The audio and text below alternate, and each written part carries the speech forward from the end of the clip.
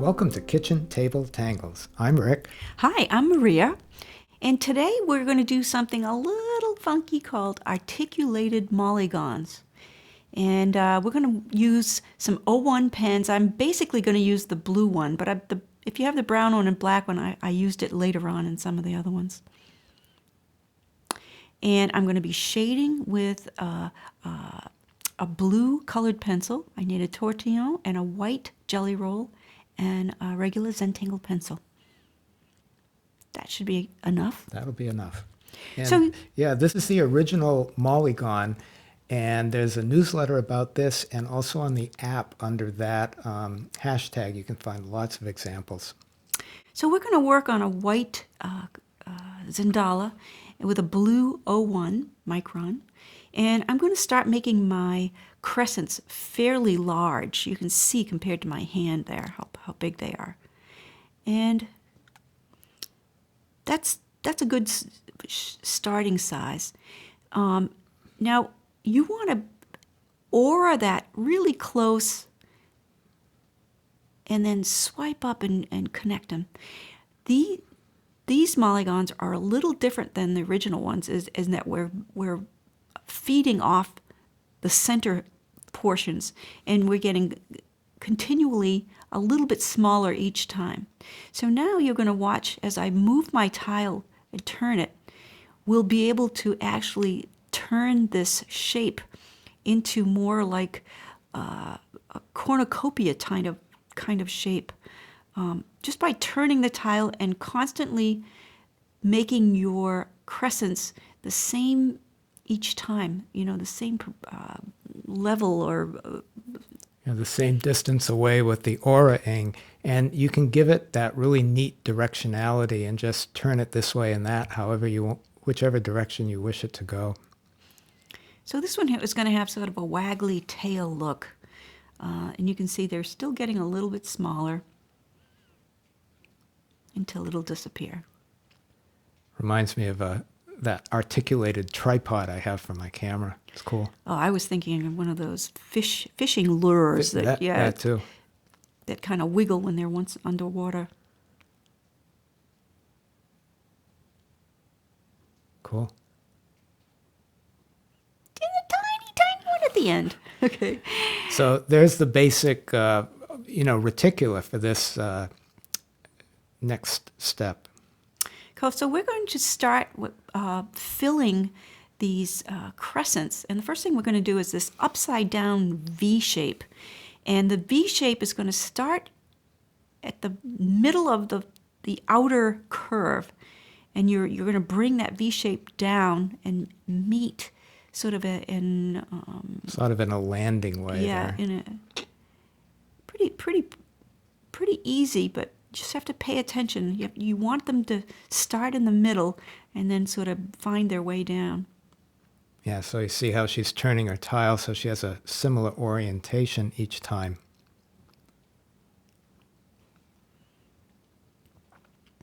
It's already starting to articulate. No, it looks nice. This was such a fun project.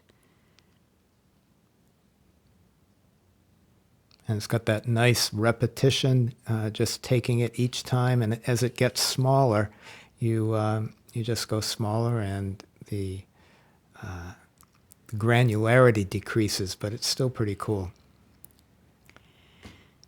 So we're going to now add some auras, aura-ing the lines that we just put down. So pretty close to that. You want to kind of take your time and put these pretty lines down. So 2 auras on each side. We're going to go all the way up one side and then all the way up the other side.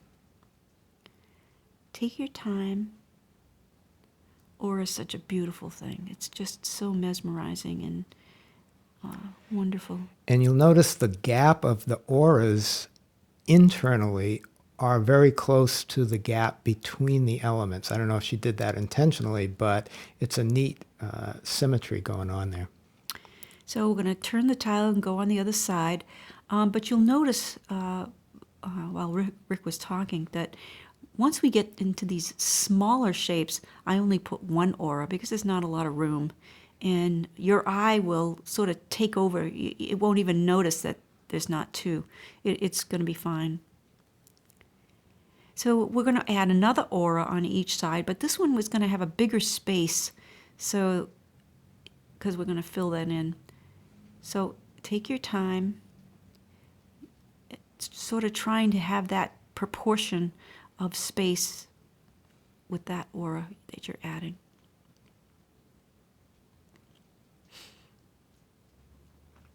And what you do on one side, well, let's do it on the other side.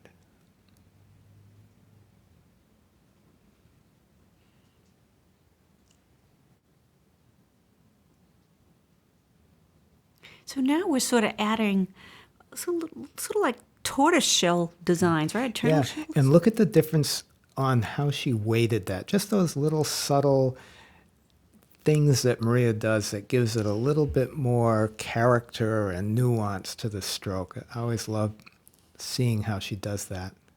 A little bit of weighting there. Yeah, it does look like a tortoiseshell. And you can see that they're just a tiny bit curved, not straight. You know, think about a turtle is so organic and beautiful, and the shell. That's what we're looking for here.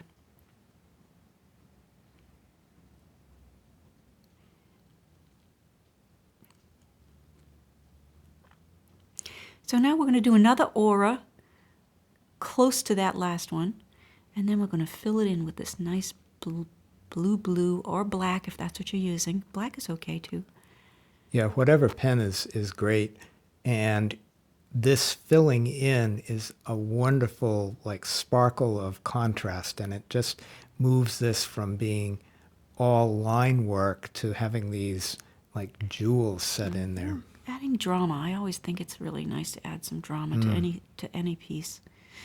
So again, we're going to do aura again. We're going to aura the base line on each of the crescents, and then another one, base line, and then another. You can see the space I'm leaving in there because we're going to fill it in again. So we're going to use sort of like those pearls or perfs, whatever you would want to call those. And I'm kind of filling in the spaces in between as I go along. And she's really smushing them in there. So she probably got ones that are just a little bit too big for the space. Right. And just stuffing them in there.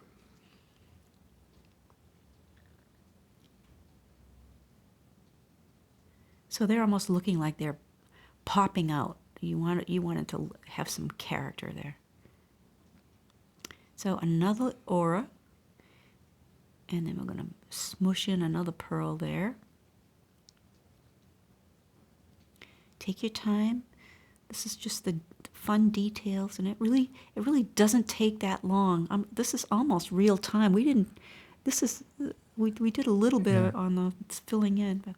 So now I have a blue colored pencil, and it could have been any color. I've done some with the red and everything. This is blue, happened to be close by, but I'm adding that where at the top. Where they would like crescents. go underneath the other one. Yeah. And it's giving it more of that feeling of the curve, playing with the curve, and then how it's going to articulate under there. And with my regular pencil here, I'm adding an extra layer of darkness that I couldn't get with the blue. So we're going to mix that in. That actually has more impact than I would have expected. That's a really neat touch. And then adding some graphite on each side here, just to get it jumping off the page.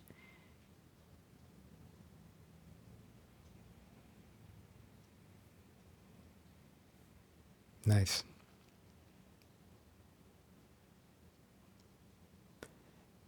And the eye sees all of them with the same detail as in the large one. It just assumes they're all the same. So it's an interesting optical illusion almost. Yeah, go back and add a little love here and there if you see some spaces that you maybe missed.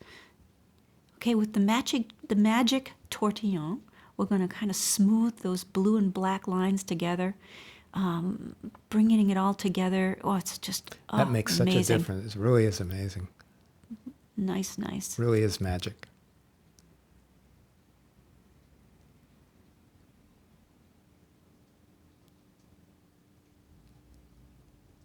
So now I have the white jelly roll, and I'm just adding a tiny dot in that blue.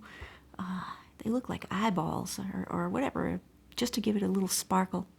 And there you have it, articulating Molygon. So this is so cool, but wait till you see some of the ones she's been doing. So here's a similar one. You can see I colored in those pearls in the inside, so that gave it even a little bit more. And I started with more of that. What's that shape? That football? Not a football. Rugby ball. Rugby ball at the bottom. And this one here, it's sort of, what did you say? Bifurcating. Bifurcating. It has a life of its own. And I added some color. You can see I have some Knightsbridge. And this was just way too much fun. So this is on a tan Renaissance tile with Renaissance pen And I added, on those turtle shapes, I added a little bit of tiny green and red. It was fun. And this black tile is just, this looks like something from outer space, doesn't it? Underwater, Outer space, yeah. This was really fun. Really, really cool. So I can't wait to see what you guys do with this and have fun. So on the app, it'll be articulated Molygon. And thanks for hanging out. We'll see you later. Bye.